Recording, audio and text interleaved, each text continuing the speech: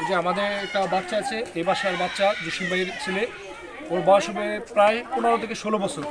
ওর মানসিক ভারসাম্য, ও সবসময় কে কোথায় কোথায় চলে যায় কোনো জানে না। এক পর্যায়ে ওর আম্মা এখানে কাজ করে, তারপর শুনতেছে যে আপনার ছেলে নদীতে ঝাপাঝাপি করতেছে।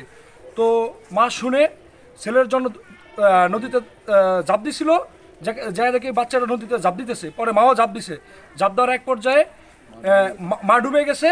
পরে এই বাচ্চা, এই যে ছেলেটা যে মানসিক ভারসাম্যহীন, ও চিৎকার মিৎকার করতেছে। তোর দূর থেকে আমাদের কিছু লোক নদী থেকে আইসা ওই বাচ্চাকে উদ্ধার করছে, কিন্তু ও তখনও বলতে পারে না যে, ও তো কথা বলতে পারে না, তাই বলতে পারে না যে ওর মা মারা গেছে বা পানিতে ডুবে গেছে। কিছুক্ষণ পরে বুঝতে পারছে যে ওর আম্মা পানিতে ডুবে গেছে। তারপর থেকে আমাদের ফায়ার স্টেশনের লোক আইসা উদ্ধার করার চেষ্টা করতেছে।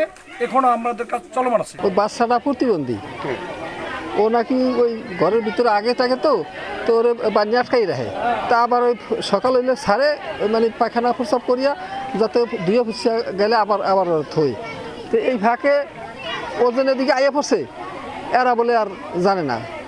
ও আইয়া পড়ছে একটা নৌকা এখান থেকে ছাড়িয়া দক্ষিণ দিকে বলে যাইতে আছে। এর মধ্যে যাই ওই দিকে যখন গেছে, তো একটা স্যামরা যাই আবার খবর কইছে, এটা স্যার আপনার পোলা যাইয়া ওই নদীতে নৌকার দিকে লইয়া গেছে। ওই মা আবার দৌড়তে আইয়া ওই পর্যন্ত গেছে। যাওয়ার পরে ওর মায় ওর ধরতে গেছে, ওই নৌকার পরনে হাবুডুবু করে। আর ওই অবস্থায় ওই যে মায়ের গেছে, ওর মা ওই জায়গায় যে পড়ে গেছে, বুঝছেন? এখনো পাওয়া যায় নাই। তারপরে আপনার ওই পাশে আবার আর একজনে দেখা যায় ওই সামনাটা হাবুডুবু করে, জয়নাল করিয়ে নাম, ও নাকি এবার ঘরে টানিয়ে উঠেছে। হ্যাঁ একটা বাচ্চা ছিল প্রতিবন্ধী, মানে ওই হ্যাঁ বাচ্চা নৌকলে গেছি গিয়া তো হ্যাঁ থাল বাসন ধোয়। ওই জায়গায় আইয়া বলে কইছে যে একটা বাচ্চা কইছে যে আপনার ফলে নৌকলে মাঝে গেছি গিয়া, তখন হ্যাঁ দৌড়ে আইছে আর ওই বাচ্চায় দিছে লাভ দিছে, আর ওই হ্যাঁ লাভ দিয়ে পড়ছে। পড়ছার বাচ্চাটা আরেকজনে উঠাইছে, আর ওই মহিলারে পায় না।